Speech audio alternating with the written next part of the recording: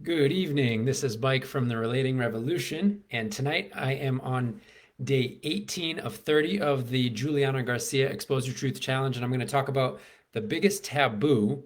What is the biggest taboo that I am equipped to help people with?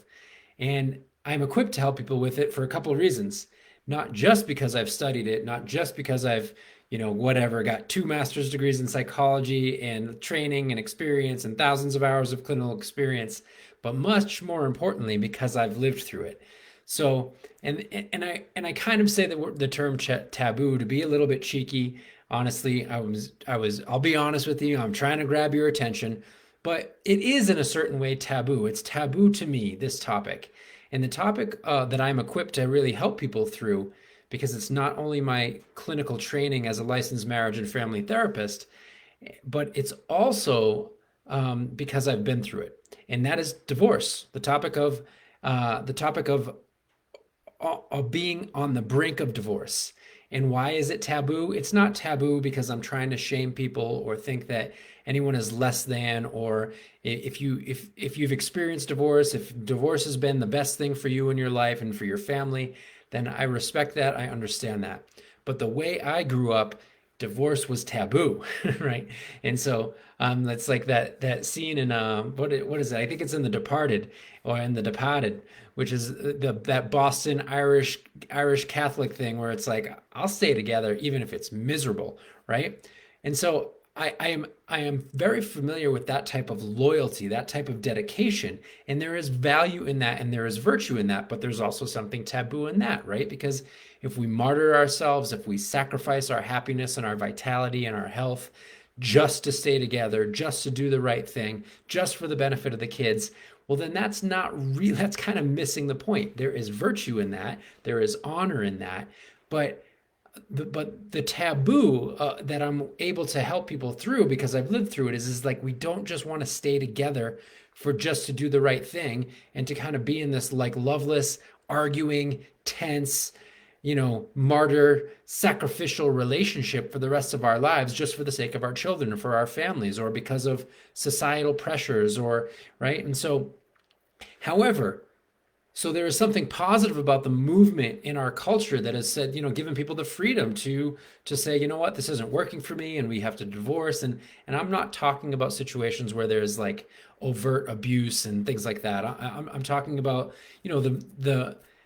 the kind of regular happenstance of relationships that fail, and people opt to get divorced when really there are often the types of crises that a relationship can weather and get through, and it actually is the type of thing that is why you've come together, is why we've come together as human beings to heal certain aspects of ourselves and to get through these crises together in a way that it heals us so that we actually evolve as human beings, not just as a partnerships, but as individual human beings. There's one of the greatest, most effective tools for evolving our own soul is to stay in a committed relationship and to realize that the loss of the in love feeling or the arguments or the fighting or the guilt and the shame and the embarrassment, that's all coming up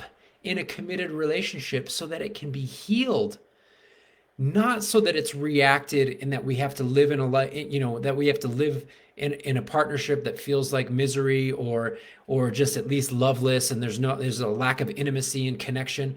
No, in fact, it is the intimacy and the connection that we create despite the fact that these things are coming up that will, one, heal them, and two, evolve our own soul as an individual.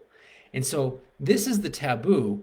This idea that that of what a really wonderful book that I like, the authors call separation psychology, where we're living in a time where the pendulum is swung from it was like stay together at all costs, divorce is like evil, you're the devil if you get divorced, to one that is like about separation psychology and putting the the all important me on the altar of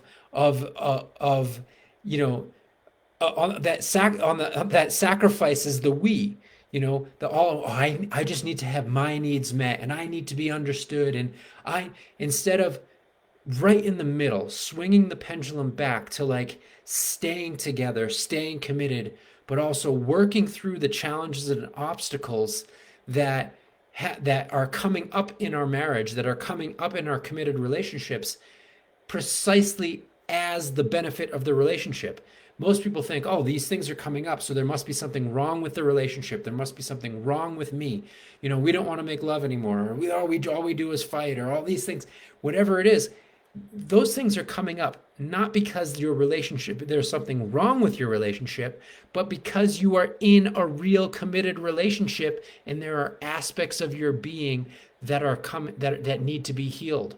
And when, just like a cut that heals, sometimes the pus is going to come out, right? And so the symptoms that arise in our marriage or in our relationship are actually the evidence of the validity and the trueness and the capacity and opportunity of our relationship. And when we help each other heal these things through, and it's really useful, maps, tools, instructions, there is a way, there is a path. It doesn't need to be done alone. And, the relating revolution, I'll make no bones about it, is one such path. There are other paths that work too. But the relating revolution is kind of a radical approach that is really different than typical couples counseling, in that what we do is we activate the hormones, the neurology, the biology, and the chemistry of love and trust, of healing, so that without having to process it all, talk about it so much, understanding it, without having to go through the effective, oh, well, what I'm hearing you say is, and those things are nice, those things are cute, but they don't get at the major kind of problems that are deeper in our nervous system, that are deeper in our psyche, that most of us bring into the relationship.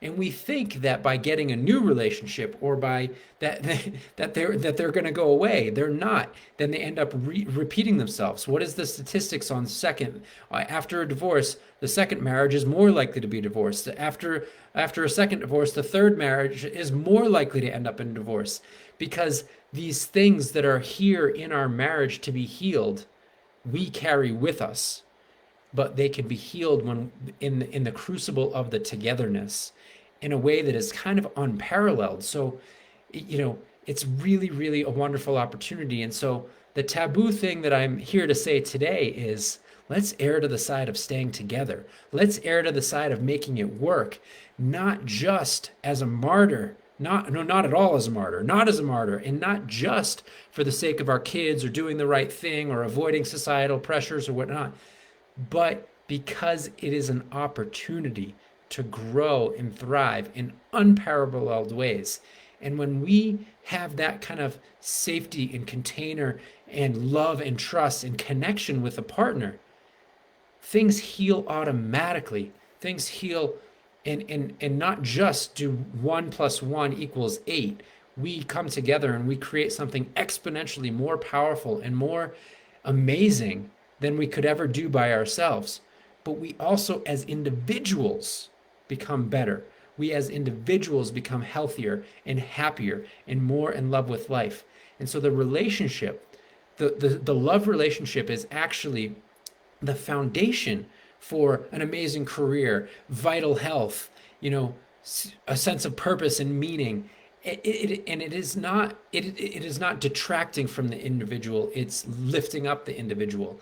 And the irony about the separation psychology movement that encourages us to chop and change and to just take care of me and my needs, that actually is a defilement of the individual. It can be, right? Again, so I'm stating radical opinions. I understand that there is sometimes a time and a place for separation and divorce. I understand that.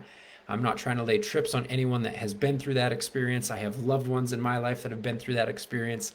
They're amazing, awesome people, fully developed souls, and wonderful individuals.